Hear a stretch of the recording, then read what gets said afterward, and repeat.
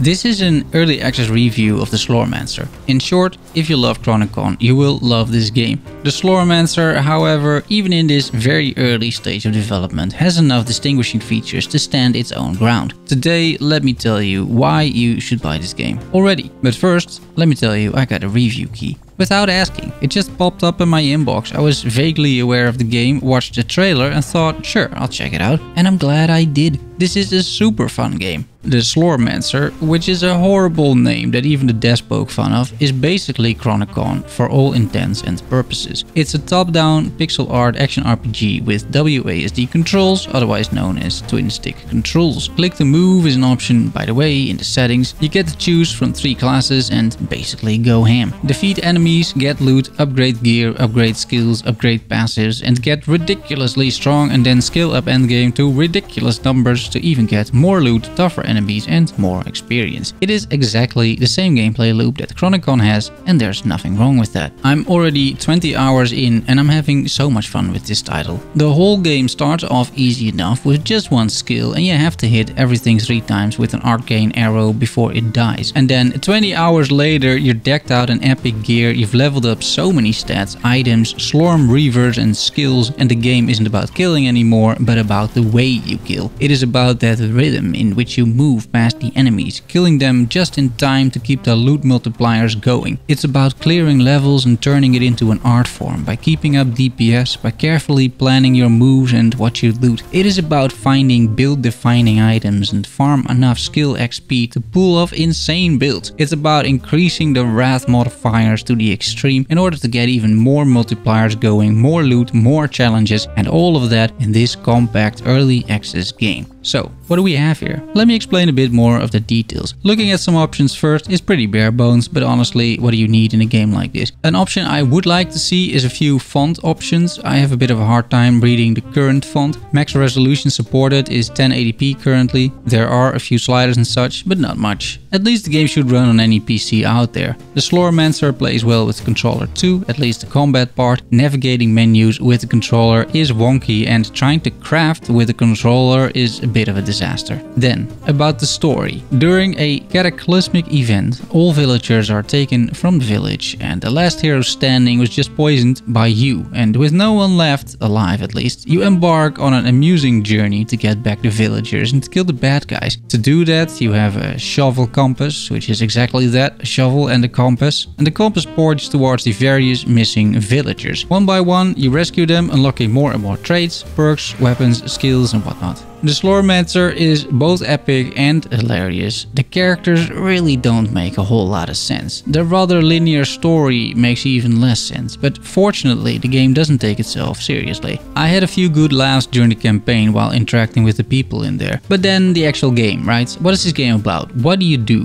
Well, you start as one of the 3 available classes. There's a warrior, a hunter and a mage. And you basically do hack and slash ARPG stuff. So let me get into the various mechanics the game already offers at early access release. Starting with the skills. Each character has access to 8 skills which unlock as you level up. Each of these skills has certain modifiers which you unlock by using the skill itself. I like that mechanic. By collecting Slorm, which is basically souls from slain enemies, and by investing Slorm, you can upgrade the skills. Each skill level has a few options and you can only enable one of these at the same time. The skill modifiers are very impactful and fun to play around with. There are a lot of different options and they synergize well with each other. I can already see a few builds here, purely on the skills alone. There is a class specialization as well, which gives you a special ability and a bunch of more generic skill modifiers, which unlock as you use the special ability. You can swap specialization anytime, by the way. In my case, I got a teleport for my mage, and by using that skill I unlock more specialization perks. Your hero has therefore 3 skills he can use, 2 main skills and a special skill. There are more active abilities from other items too, and as the game progresses, ancestral skills become available, but they're not live yet in this version of the early access game. There are a bunch of passive skills as well, which come in the categories you expect. Toughness, melee damage, crit, overall gold and magic find, willpower, you name it. For my mage, I'm going full ham on the willpower because it scales my base damage and gives me AoE effects, for example. You can make more balanced builds as well. You're a little limited for now, however, because the max character level is locked to 40. In the full game, you can reach level 100. Another system still locked is the aforementioned Ancestral Legacies. This is a Path of Exile-like passive tree which unlocks several auras and abilities as well. It's something for a future update. And then it's time to look at the character panel. Here you have your inventory and on the left your stats. It's already quite detailed with 3 panels showing all sorts of information. This panel is sort of a loot filter as well because you can click the small little red dots next to a stat to highlight those items when they drop as loot. It's pretty cool. An actual loot filter doesn't exist yet, which I haven't found troublesome so far, but as you do more difficult content, it's not getting easier to loot, however. Talking a bit about gear, items range from white to legendary, and each piece has their own set of modifiers it can roll. The Slormancer also features Slorm Reapers. Yes, Slorm Reapers.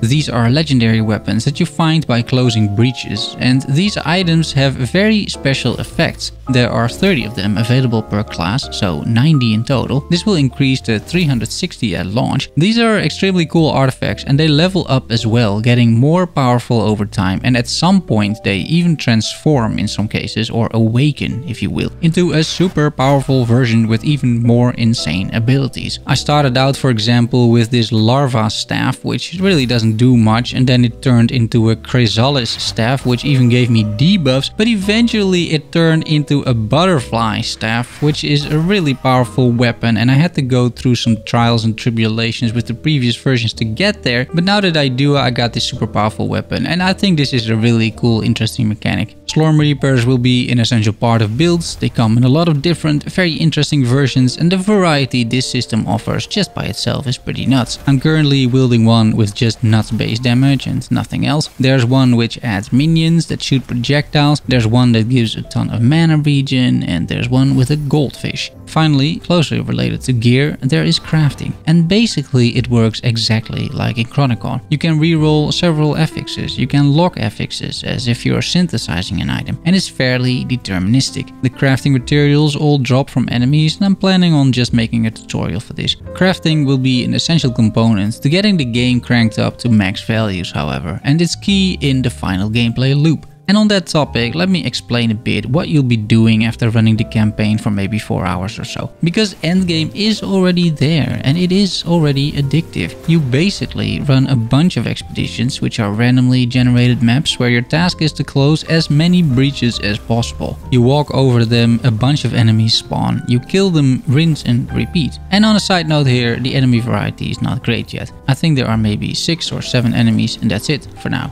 It means that the levels in itself or the things you do aren't extremely interesting. It is about the killing, about leveling up, about developing your skills, about trying new combinations. And of course, as Vulcan would say, it's all about the loot. You either drop insane items from those monsters or you gather enough crafting materials to use the fairly deterministic crafting system to craft insane gear. It is a super fun gameplay loop, and as your gear gets better, you can increase the difficulty of the expeditions, dropping even more stuff. On top of that, you drop the occasional new Slorm Reaper, which comes from breaches as well. You read the description and your mind starts working. Which skills would be really cool with this? What can I use this for? What does the goldfish do? You're rescuing more and more town members in these expeditions as well by saving them from breaches, and by doing so you unlock various gameplay mechanics like the crafting I mentioned, but also enchanting and various respec mechanics. I do have a few points of feedback which I think you should be aware of. There's no loot filter, which is starting to hurt a little bit already, to be honest. The game has a tendency to crash every now and then, ruining endgame runs. Not the end of the world, but it's not stable. I crashed 5 times in like 20 hours or so, and some skills are definitely worse than others in this regard. But that's it. Everything else works just fine. It was amazing to see the progression from a puny mage into this spell-slinging giant, demolishing content. It is exactly what was so fun about Chronicon, and the Slormancer achieves the same feeling, with enough twists that it's not just a clone, but a worthy game on its own. I can only imagine what the game will look like in a year, and if all goes well, we don't need to wait 5 years before this leaves early access, because this game is developed by 2 people instead of 1. Keep an eye on this channel for regular updates about the game and for more content. Thanks for watching, I will see you soon, bye bye.